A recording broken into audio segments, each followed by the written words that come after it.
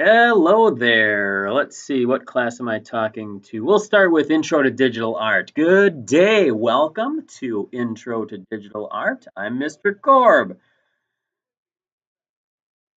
What we're doing today is hopefully you've come in with your digital imagery of a portrait, a selfie, someone that you love, let's see, an animal of something of like that, a pet, and oh, here's my dinner. My dinner is here. And there was one other portrait, selfie. There's Mrs. Zabo. Oh, that's right, a good friend. See, this would have worked out great. What you guys are going to be doing today is hopefully you figured out how to upload these images to the cloud so that you can then download them to your computer. And now, because we're working on any computer, you can work on any of the computers if you're dealing with the cloud and downloading it. What you're going to do today is begin working out ideas. I want you to experiment with Adobe Photoshop. You've got a lot of the same ideas in Adobe Photoshop that we had in Adobe Illustrator. A couple of things that I want you to experiment with today. Today is just experimentation. You're not walking away with any finished product.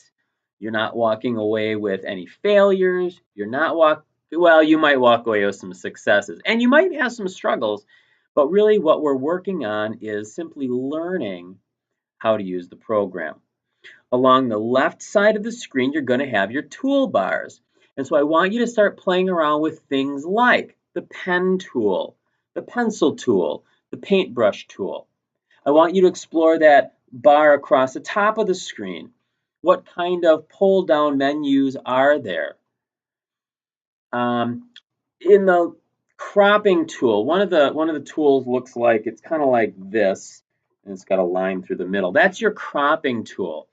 I want you to click on the cropping tool, and in resolution, I want you to select, or not in, you know what? Never mind. We'll talk about that later. That's a whole lesson unto itself. Today, really what I want you to do is I want you to experiment with Photoshop and one of those images.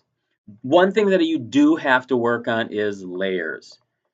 Just like in Adobe Illustrator, we had layers. You can go up to Window, scroll down, Layers.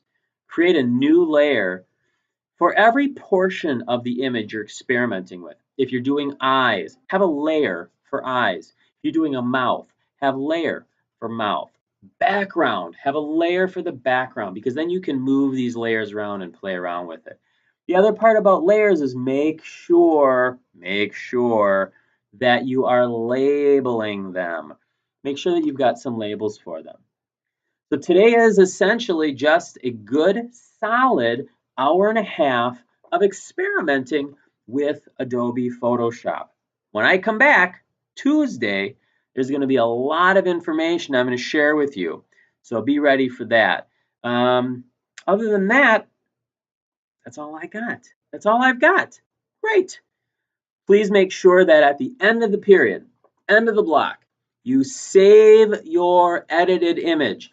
Do not save over the original. What are you going to do to the original? That's right, you're going to leave it alone. Don't save over it.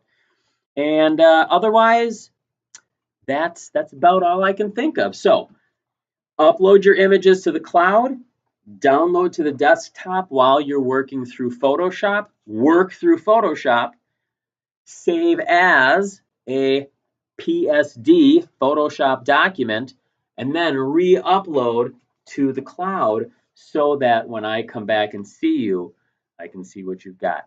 Questions? Comments? Concerns? I didn't think so. All right, guys, that's it. We'll talk to you next week. Work hard. Have a great weekend. Listen to your guest teacher. I'll talk to you on Tuesday. Bye.